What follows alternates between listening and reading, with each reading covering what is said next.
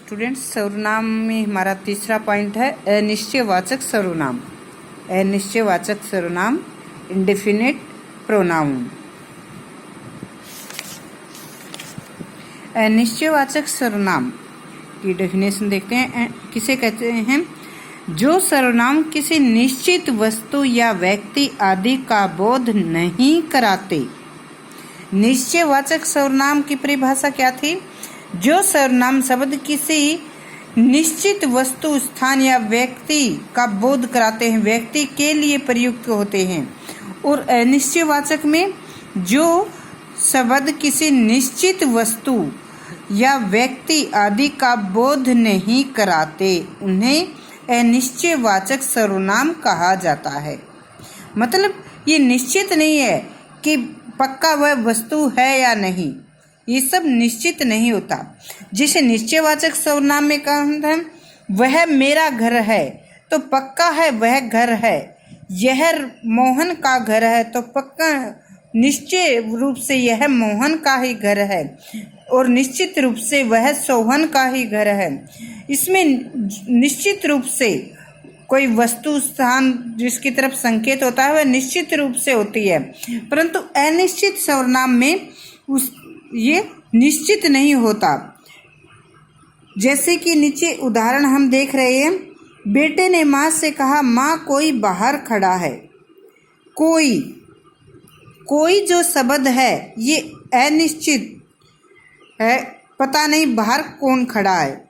बाहर जो खड़ा है उसको नहीं जानते, तो ये निश्चित नहीं है कि बाहर कौन खड़ा है। कोई।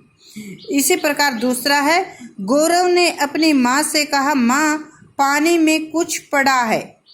पानी में क्या पड़ा है यह नहीं पता, कुछ पड़ा है।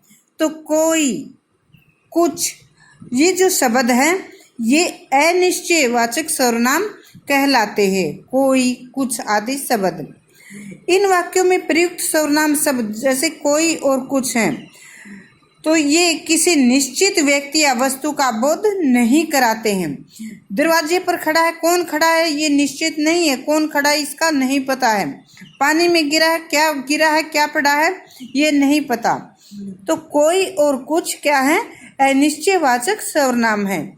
अनिश्चयवाचक सर्वनाम में कोई जो शब्द का प्रयोग किसी व्यक्ति के लिए किया जाता है, जैसे बाहर कोई खड़ा है, दरवाजे पर कोई खड़ा है, घर में कोई आया है, सड़क पर कोई घूम रहा है।